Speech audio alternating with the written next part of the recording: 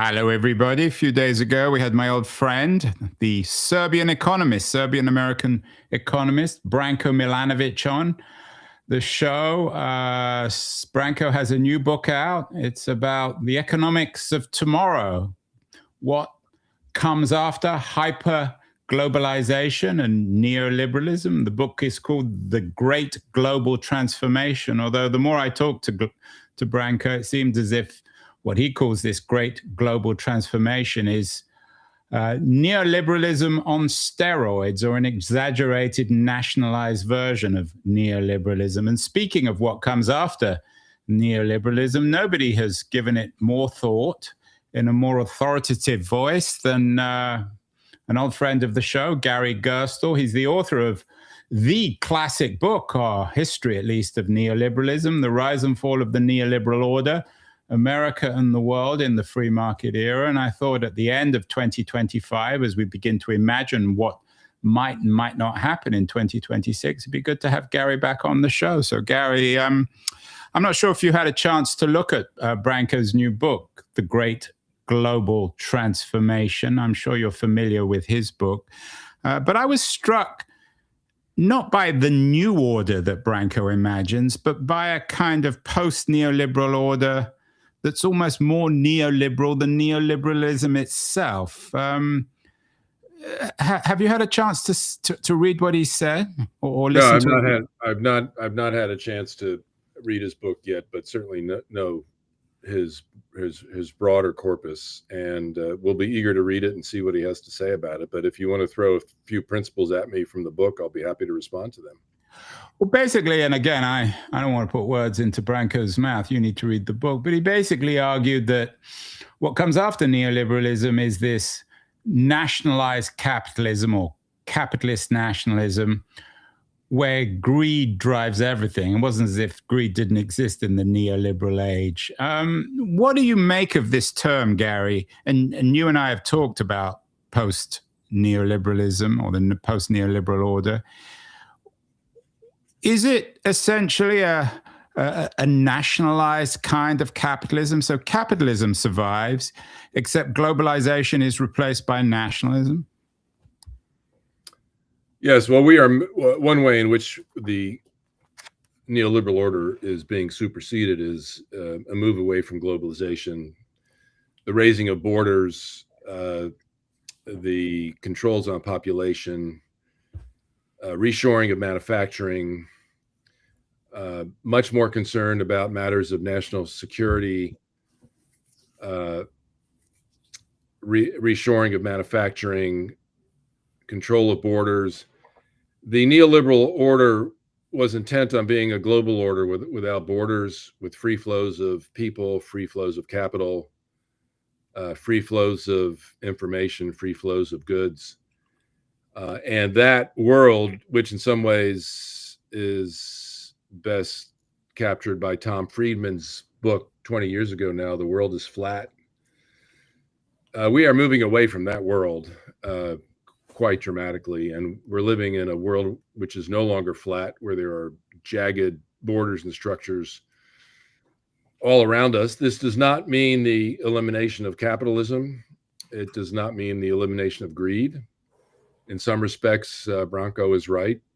Opportunities for greed have been enhanced, but the priority given to markets and the transparency of market transactions, the subservient role of states to make sure only that markets were functioning freely and perfectly, and the movement to a situation where states are increasingly important in shaping markets for national purposes, having to do with sovereignty, control of borders, reshoring of manufacturing.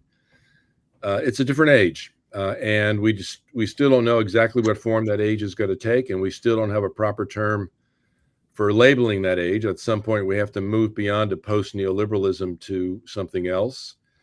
And there are ways in which there are still powers in the world that greatly exceed and transcend what particular nations can do. And this is most obvious in the high-tech industry, the concentration of power in these enormous globe-straddling social media, e-commerce companies, social media platforms, and we still are dealing with a situation of a mismatch between nationalist aspirations on the one hand and the global ambitions of very concentrated tech industries on the other. And there are some respects in which these tech industries are becoming more powerful and richer with a greater GNP than many national economies in the world. And how that contradiction is going to be resolved is one of the key questions facing us for the next 10 or 20 years. Yeah, and there are so many contradictions which I want to talk about today. Let's agree, or let me just suggest that we use the term state capitalism. Maybe it's not a term that will last, but we know what we're talking about here. Does it represent, Gary, I'm not sure if this is a contradiction as much as an irony, of the convergence of the Chinese and the American models? Yes. It's so fascinating what's happened with China and the reversal of views about China, and that's happened in two stages. There was a time in the 1990s where the belief was you open China to trade, and the people of China experiencing what free markets can bring them would make them demand freedom in politics, democracy replacing the rule of the Communist Party. That view was abandoned in around 2015, 2016, and Trump was absolutely central to that abandonment. The understanding that China was pursuing capitalist markets while keeping this extraordinarily powerful Leninist organization, really the last remnant of communism, in place. That was thought to be unimaginable. Then it was accepted. But now we're at stage two of the rethinking about China, where not only has the West abandoned a conviction that China would inevitably embrace principles of liberal democracy, but we are now moving toward a situation where either explicitly or implicitly, many people in the West consider the state capitalism of China to be a model that they want to emulate. And this has two aspects of it. One is developing industrial policies to steer markets to serve the public interest, as that public interest is perceived to be relevant by presidents and Congress. And the other element of this, and this is so manifest in the Trump administration, there's an emulation not just of wanting to use government to steer markets, but there's an interest in abandoning democratic practices and acting in an authoritarian way, which is mimicry of China, out of the belief that this is the only way to get things done. Now, there are people in the Trump administration who really want to institute a form of monarchy in America. That's, Trump as king. But And there's literally, another element of, some of them are quite literal about that. It's not even a metaphor. yeah, our friend Curtis Yarvin and some of his supporters in Silicon Valley, like Mark Andreessen, are quite explicit about this. But then there's another group who are not especially enamored of 17th century or 16th century monarchs like Henry VIII, but they are enamored of strong, powerful executives that are not bound by an independent Congress, that are not bound by an independent judiciary, that can act swiftly and consequentially to serve what they take to be the nation's interest. And this celebration of executive power, it even has a jurisprudential name in America now, which is called the unitary executive. This has been under development for a long time, but its development has been put on steroids by Trump.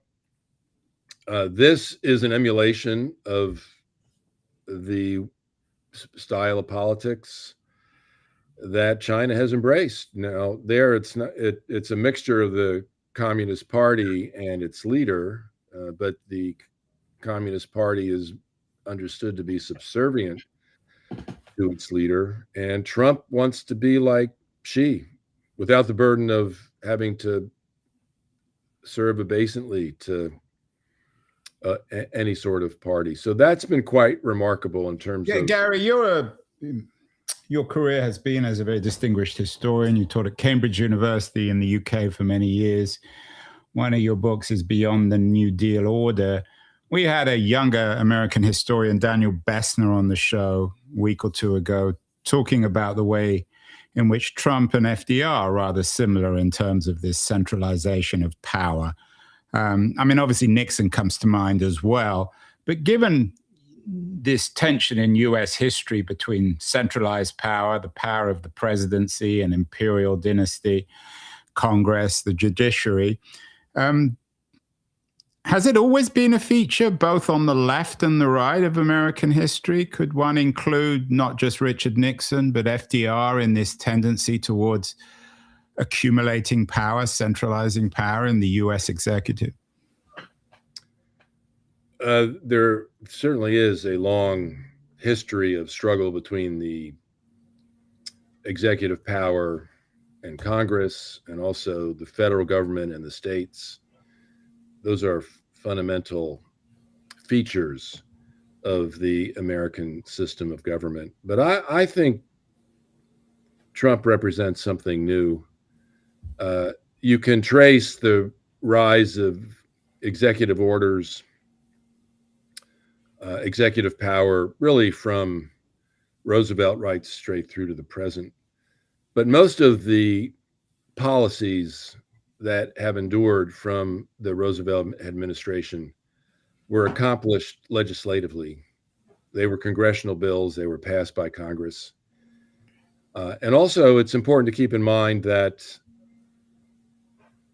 Roosevelt, in his election in 1936, won an overwhelming victory and overwhelming majorities in both houses of Congress. Just to put this, to give the difference of today from then, he won in 1936, he won more than 60% of the popular vote. And he won 90% of the electoral college, 60% of the popular vote, 90% of the electoral college. He also won enormous majorities in both the Senate and the House. So the mandate that Trump claims for himself, Roosevelt really did have.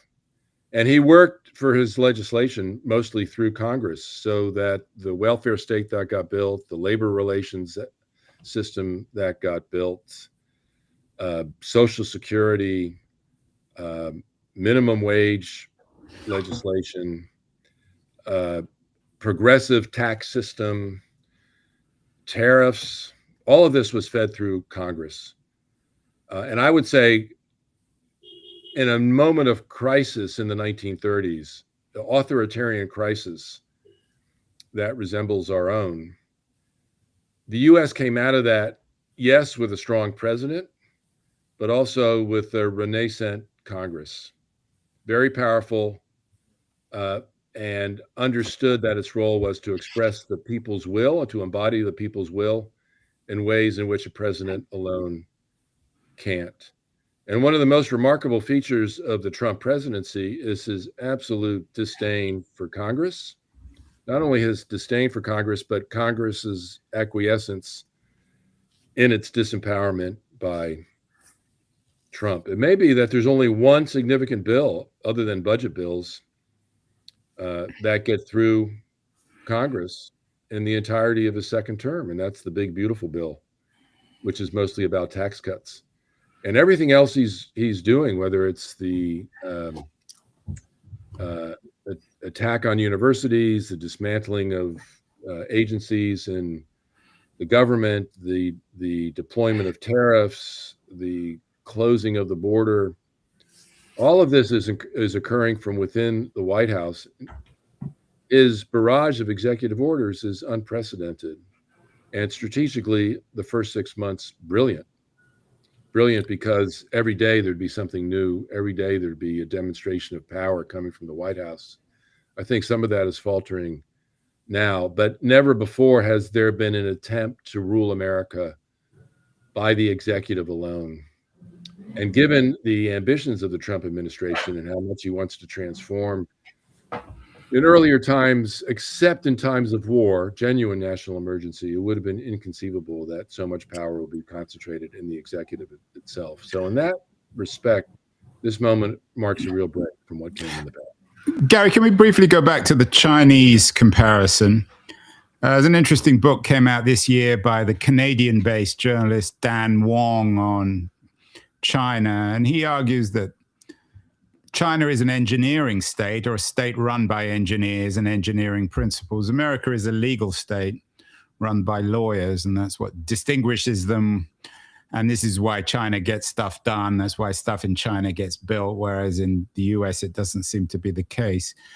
Coming back to this idea of this new age of state capitalism, engineers are comfortable with the idea of state capitalism. If Wang's right, and America is essentially a legal state, or at least a state run by lawyers, can lawyers adapt to state capitalism? I mean, Trump is so weird. On the one hand, of course, he has ambitions of authoritarianism. He disdains the law when he doesn't like it. On the other hand, his whole career, in every sense, has been built on the law, on hiring the best legal minds to protect and pursue his own interests. So when it comes to this new age of state capitalism, will the ruling class in America change, or can they remain lawyers? Will future presidents have all gone? I mean, Trump, of course, didn't go to law school, but most other previous presidents did. Will the ruling class become more nationalized in some weird way? Well, I think if the practices of the Trump administration endure, and I think that's a big question because it's not clear that MAGA can succeed without their leader. That will remain to be seen, and it'll be a question to watch from 2028 on. But part of the Trump campaign is to undermine the priority given to America as a legal state. And I think what you can see in Trump is a desire to free the executive from the legal constraints under which it has been constrained for a very long period of time. And so far, the Supreme Court has been remarkably acquiescent in expanding the field of presidential authority and to give a legal basis to an authoritarian kind of rule, which of the sort that I think the founding fathers of the American Republic never contemplated. And if this continues, it is eroding the legal basis of the American Republic. It is leading many Americans to be profoundly skeptical of the rule of law. Both sides now see a partisan environment in which the law is no longer neutral. So I think it's now possible to imagine America moving to a nation where the basis of the state is something other than legal. It's based on a conception of power in which the law serves at the pleasure of the president. So Gary, for ambitious young people listening to this who want to be successful in this new age, you're in Cambridge, just down the road from Harvard. They'd be wiser to go to the Kennedy School of Government than the law school. Or to go into private practice, into business. And I'm not sure the Kennedy School is the answer. I mean, it would, of course, be renamed the Trump School. That goes without saying. It'll be renamed the Trump School, but I don't think that is necessarily a live option. I think and also we have to factor into this the broad Trump attack on higher education. It's an attack on law. It's an attack on science. It's an attack on government officials who've been trained in universities. We are in a moment of profound skepticism of of every bit of the university trained elite.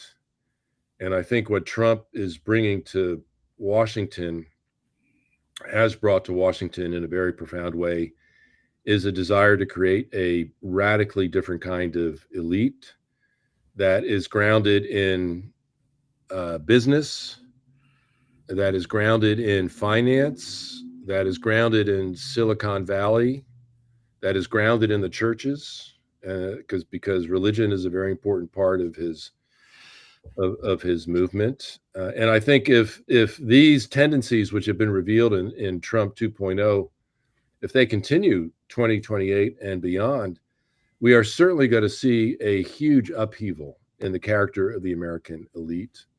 And I think we have to see this as one of the primary goals of the Trump administration, to displace an entire elite that is seen by Trump and his supporters as having not having the best interest of America at heart, leading America astray, exploiting and undermining what most Americans hold dear. So you're right that we are seeing under the Trump administration a huge campaign to unseat a university-based elite that has occupied positions of power in so many sectors of American society, and to replace that elite with something different. I mean, you mentioned Tom Friedman earlier, who is the journalist high priest of globalization. He wrote "The World is Flat." Why is Friedman and his class, his type, any better for the United States than, I don't know, Jared Kushner or the other business people around Trump? They're all as equally selfish and self-interested as each other, aren't they, Gary? Who is as self-interested? The people around Trump, as opposed as a Tom Friedman or the other high priests and priestesses of globalization? Well, I think elites are always self-interested, and there are two components to being an elite. One is to be self-interested and to gain power and legitimacy for the elite. In a society such as America, some of that legitimacy ultimately is going to depend on having some kind of popular base that respects the elite. Let me also say that there are reasons to be critical of the elites that have reigned in America for a long period of time. Thomas Friedman was a big supporter of the Iraq War of 2003. I consider that war undertaken by George W. Bush as being the worst foreign policy mistake in American history. The financial crisis of 2008, 2009 was led and made possible by a lot of wizards in financial engineering coming out of Ivy League institutions. And I think we have to build into this also the opioid epidemic, especially oxycodone, this new drug, deeply promoted by the pharmaceutical industry as being safe, promoted by a lot of doctors, which has led to an extraordinary crisis in many sectors of American society, including many sectors that support the presidency of Trump. So if you add these elite forms of behavior together, one can understand why there's a popular revulsion against the elites who have been in power in American society, and a desire to substitute them with another set of elites. I don't think that the elites that Trump is organizing to supplant these other elites are going to improve life in America. But one can certainly understand the anger and the impulse against a certain set of liberal university-educated elites that have wielded extraordinary power across the neoliberal era and have made some very, very serious mistakes, which have brought harm to large sectors of the country. Yeah, and the economic equivalent of Tom Friedman is Larry Summers, of course, who has been in the spotlight recently because of his association with Jeffrey Epstein. Do you think that the Epstein scandal, when historians look back, Gary, will sort of epitomize this crisis of the old regime? I think it will. I think it's important to separate Larry Summers as an economic secretary from his association with Epstein And I think the critique of Summers would still stand, even if he had no involvement in the Epstein scandal. So Well, I that think it's probably wasn't coincidental, was it? That these two. I'm not well, suggesting that I everyone who think screws up the there world was an economy is indulgence of, also a close friend of a pedophile, but it seems the whole thing smells very bad, doesn't it? I think what the Epstein files are going to bring out is that there was an indulgence and acceptance of privilege in certain sectors of this elite. But I also think that it would be wrong to view the entirety of elite mistakes through the prism of the Epstein scandal. But I think as historians write about this, they will see this as a contributory piece of evidence to an elite that had become too privileged, too powerful, and too removed from scrutiny, uh, too self-righteous in a way, so that there was a loss of a sense of accountability. So I think it will be seen as an indication of a certain elite having lost its way. But I do think that there are many doctors involved in the pharma scandal, many economists involved in the financial crisis of 2008, 2009, the advisors around George W. Bush promoting war in 2003. These stand apart from the Epstein crisis, the Epstein scandal. So I think trying to swallow everything up into the Epstein scandal, I think that impulse has to be resisted, even though it can be seen as symptomatic of some deeper problems. My preference would be to focus on those deeper problems. Yeah, it's hard to resist. You're a responsible historian. I'm a irresponsible podcaster, Gary. And of course, the aspiring national capitalist elites were equally implicated, it seems, with Epstein, people like Steve Bannon. How does history work? You're writing now a book entitled Politics in Our Time, which you described as a history of our time, which is sort of ironic in a sense, Gary. I don't know how you write a history of our time. But when it comes to this end of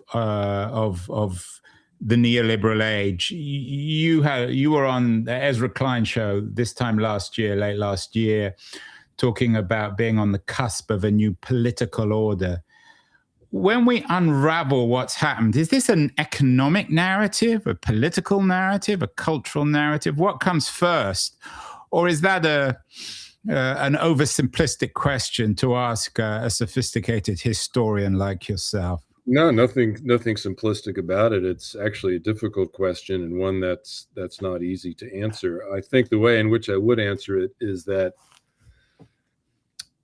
political orders decline in moments of economic crisis, and the journey toward new political orders are born in such moments as well. The New Deal order came out of the Great Depression. The neoliberal order, the Great Depression of the 1930s, the neoliberal order came out of the economic crisis of the 1970s, a combination of inflation, rising on inflation, and high unemployment that the Keynesian toolkit that had served the New Deal order so well could no longer handle. The decline of the neoliberal order clearly came out of the financial crisis of 2008, 2009. But what's different about this moment is that the interregnum between political orders is much longer than in previous moments.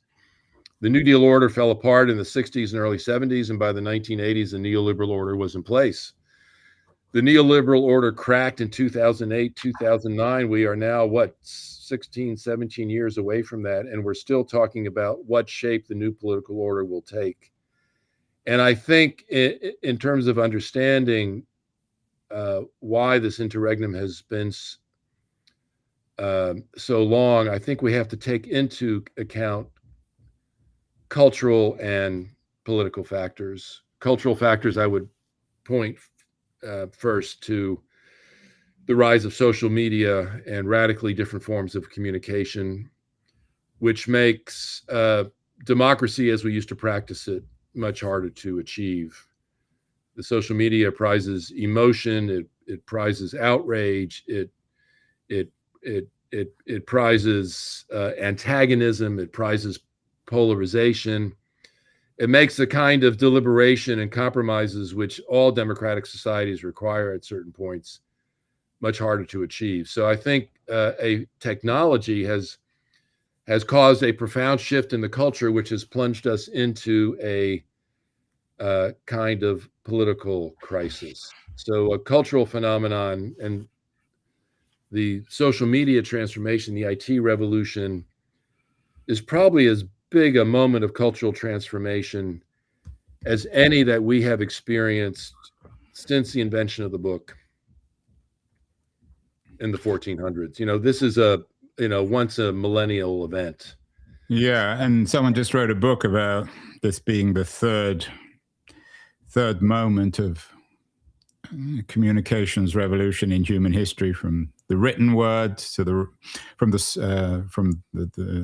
writing to publishing to social media. I want to come to that in a second. You put it beautifully, Gary. You talked about the failure of the Keynesian toolkit in the 1970s, which of course triggered both Mrs. Thatcher and Ronald Reagan. In that sense, could Trump be compared with Reagan? And often people compare him just because he's right-wing and supposedly authoritarian. But is he the equivalent in terms of the failure of the Keynesian toolkit in the 70s? Now we have the failure of the neoliberal toolkit in the 2010s and the 2020s. So in a sense, Trump is as significantly historical as Reagan and Thatcher, but very, very different. Absolutely. As he is the most important politician in the world of the 21st century, whether you like him or not, that's a fact. And he is the most consequential president since Reagan, and the only predecessor of equal consequence is Roosevelt. His place in the history books is secure. He is the breakout artist. He is the politician who more than any other single figure broke out of neoliberal politics and forced the U.S. and the world to think in very different ways about economics, about politics, and culture. So he's every bit as consequential as Thatcher and Reagan and as Roosevelt. I also think that the first 100 days of his second administration are the most impressive 100 days of any president since Franklin Roosevelt in 1933-34. So a once in a century event. What is not clear is whether he has a toolkit as coherent as the neoliberal toolkit. There were neoliberal economists who for 30 years were working in the wilderness. And people like Hayek, people like Milton Friedman. No one cared in the popular imagination. No one really cared who these people were.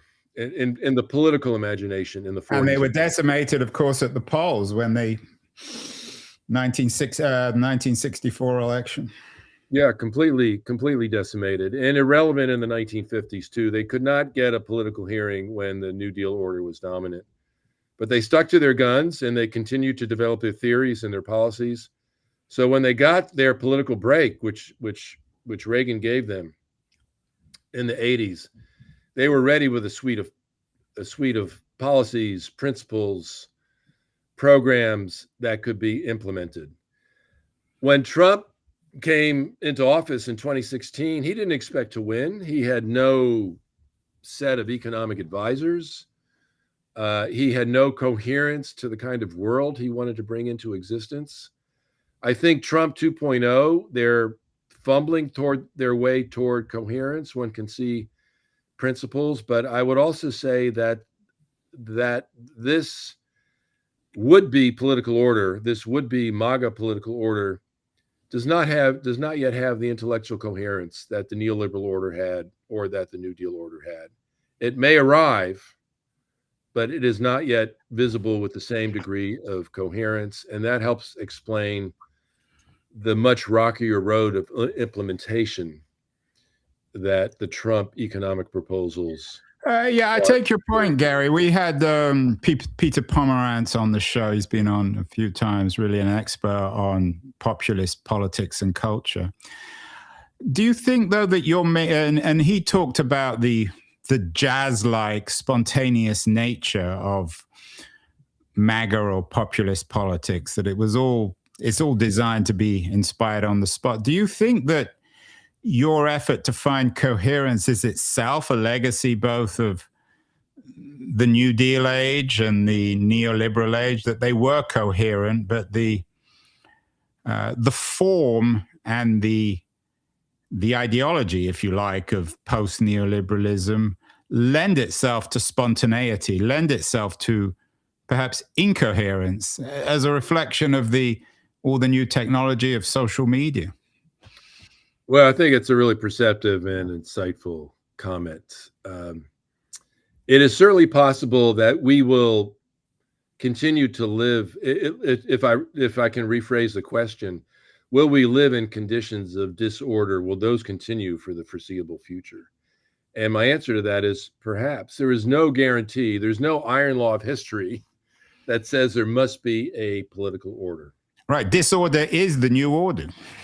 Yes, but I think MAGA wants something more than that. There is the spontaneous character of the Trump administration, the delight in chaos. He's a brilliant counterpuncher. He much prefers to be a counterpuncher than leading the assault. He wants someone else to swing first, and he's most effective when he can swing back. But there's something more ambitious in the ranks of his advisors. They want MAGA to be a political order that endures. And if this era is characterized by spontaneity, chaos, disorder, then the kind of power and endurance that the Reagan era achieved, that the Roosevelt era achieved, will not be what the Trump era achieves. And there are many in MAGA ranks who think that they do have a political order, that they are on the cusp of one, and they do have enough principles to guide them, and they desperately want that for themselves so that they can dominate American politics for 30 or 40 years as the New Deal and the neoliberals once did. So I think one has to appreciate that ambition to create a new political order is there. And I'll have a chapter in my new book on the MAGA political order, which I can outline in some detail now. So the ambition and aspiration is there, but it may be the condition of our politics in the 21st century that is not achievable under current political circumstances. I mean, don't need me to tell you this, Gary, but MAGA is split between the Marjorie Taylor Greens and Steve Bannons, the nationalist capitalists, and the guys, and they tend to be guys of Silicon Valley, the David Saxes, the Mark Andreessens you mentioned earlier. How does Silicon Valley play in this? Because it seems to be the supreme contradiction. On the one hand, they didn't like Biden. They didn't like his attempt to regulate tech in Silicon Valley. On the other hand, the technological revolution, which you talk about as defining our age, is by definition global. The internet is an international network. It's virtual, so it escapes borders. How does Silicon Valley, given its new power, given, as you noted, 7 companies in the world could pretty much buy up most of the countries in the world, 7 companies on the West Coast, how does this play in the coherence or incoherence of the new order?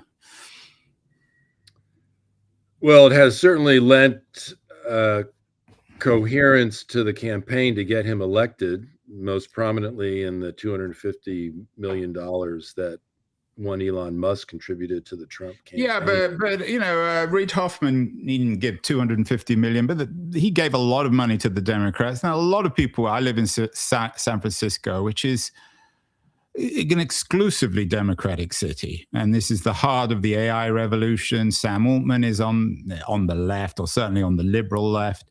So Andreessen or Musk aren't alone in supporting Trump. The Silicon Valley itself is still deeply divided.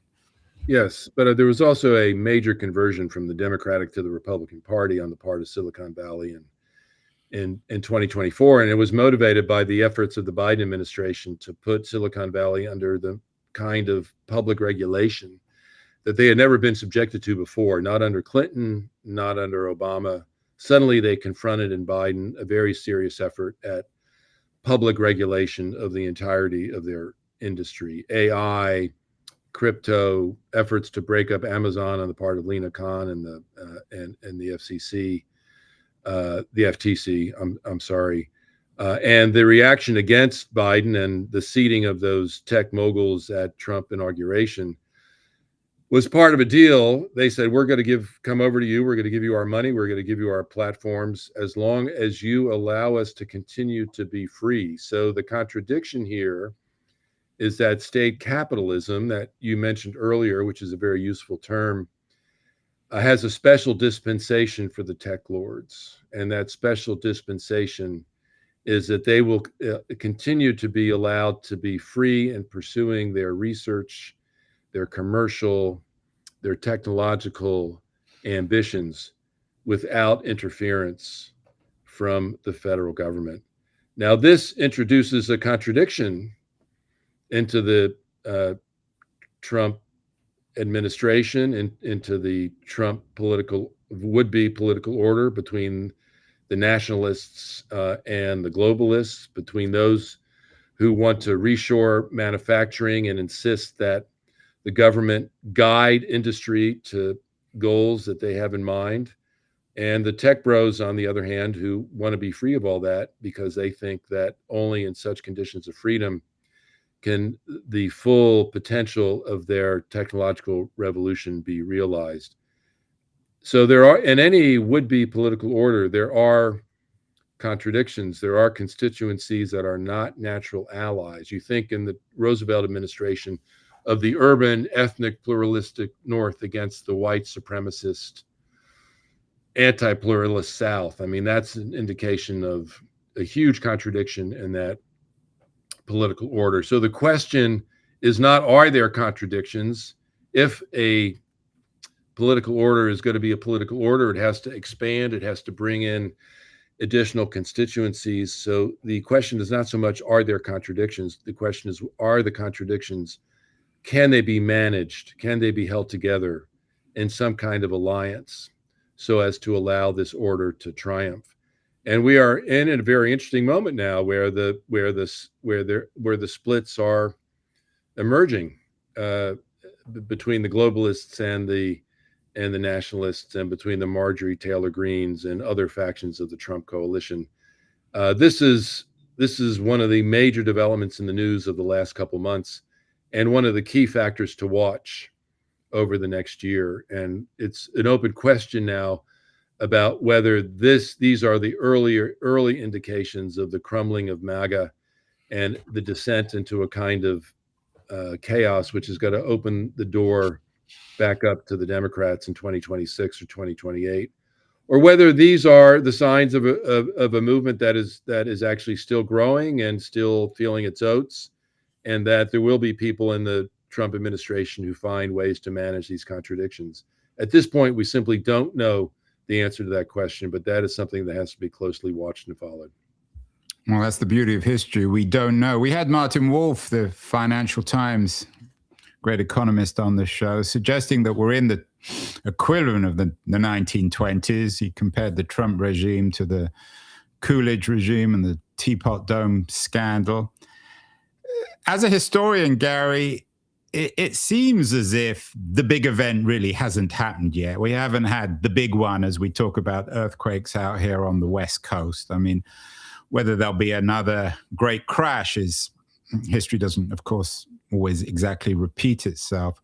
But can't we assume that something massive is going to happen? I mean, I know your friend David Runciman assumes that. That perhaps defines our age. It's rather like the people who walk around San Francisco expecting there to be a giant earthquake at some point or other.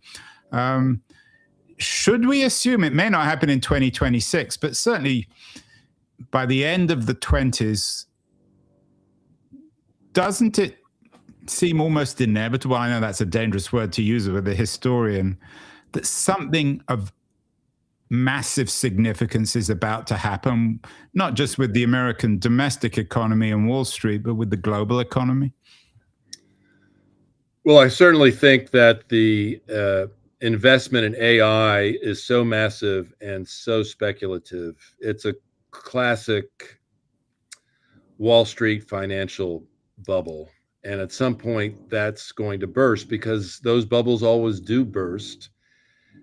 The question is, how serious and how all encompassing will that burst be? I think we have to be careful about predicting another crisis on the order of the Great Depression, because we have not had a repeat of a crisis of that magnitude in 100 years. So I think I'd be careful about equating this to the 1920s. Or the Great Recession of 2008. Yes, but that was still, I would say, not on the scale of the Great Depression. No, I take your point, but of the 1930s. But yes, can we have another crisis like that? Absolutely. And I think we have to be prepared for something of that sort happening. And if it does happen, it is certainly going to scramble political calculations. And here I would say the cronyism, the mischief, the back scratching, the disregard for rules and procedures, the daring, the unconstrained greed that's piling into crypto and other aspects of the financial sector now and also the effort to roll back some of the safeguards against speculation that have been put in place after the great financial crash of 2008, 2009. That certainly opens the door to a crisis of a huge magnitude. But I also think it's wrong to proceed into the future confident that something on that scale is going to happen. There may be a correction of 20 to 30% in the markets, which is going to be very severe, but will not match the magnitude of the crisis of either 2008, 2009. In 2008, 2009, there was a point at which the value of the stock exchanges was cut in half.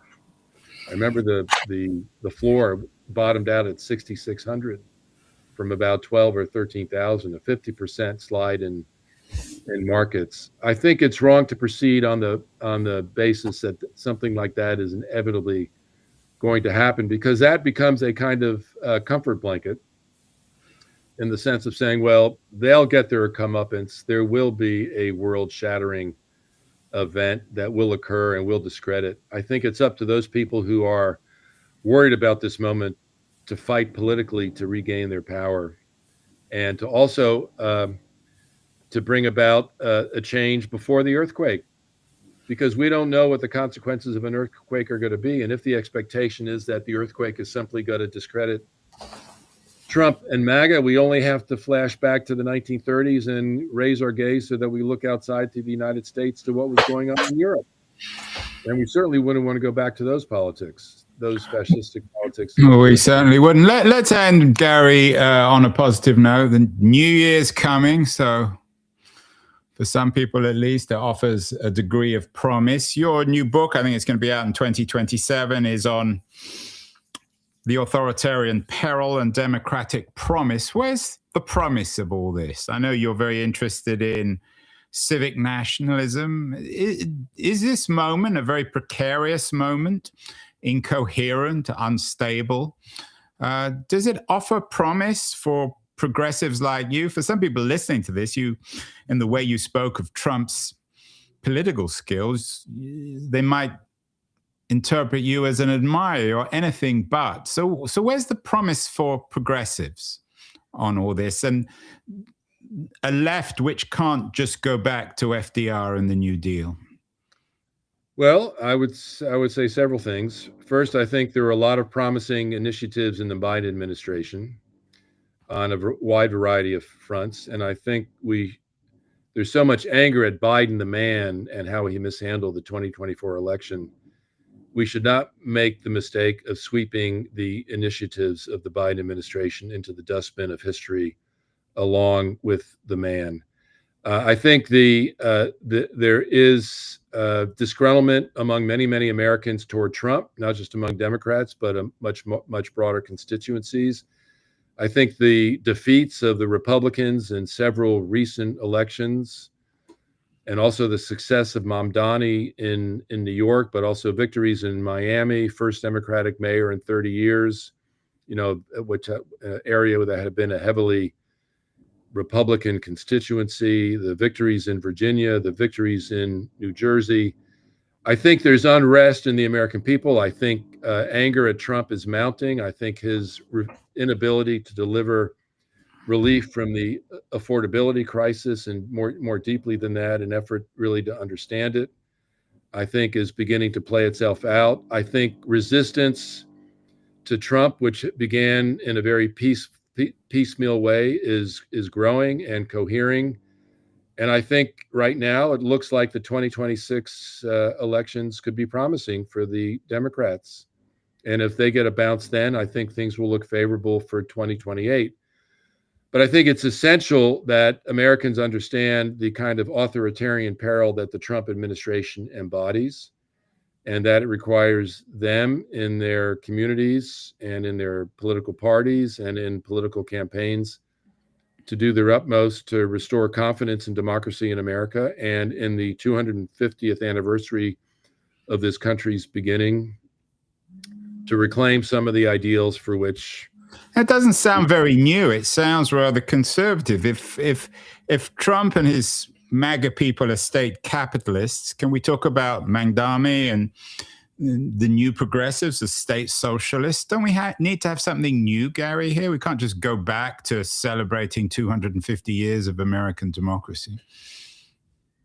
Well, there have not been 250 years of state capitalism in America. I think both the Democrats and Republicans are moving away from the new neoliberal era. I think they're both moving toward thinking about how to use the state in ways to promote the public interest. Republicans and Democrats have very different conceptions of what that public interest is. I think there are important economic continuities between the Biden and Trump administrations. And I think there's a state capitalism of the left that has promising elements to it. And I think it's in the world in which we're marching into, I have no doubt that that governments are going to have to steer the economies in ways that serve the interests of the people. And the choice is going to be between having that done on the right through authoritarian regimes of one sort or another, or having that done by the center left, in which the commitment to democracy remains strong. And I think that is the most fundamental choice economically that the U.S. and other countries face going forward. It's a rather depressing note. Maybe the radicalism is of the future, according to Gary Gerstle anyway, is a defense of democracy. Gary, as always, an honor to have you on the show. You bring a great deal of wisdom, knowledge, erudition. Your new book, Politics in Our Time, will be out in 2027. But we will certainly get you back on the show next year. So happy, healthy, safe New Year, Gary, and we'll talk in the new year. Thank you so much. Thank you for having me. I wish you the same.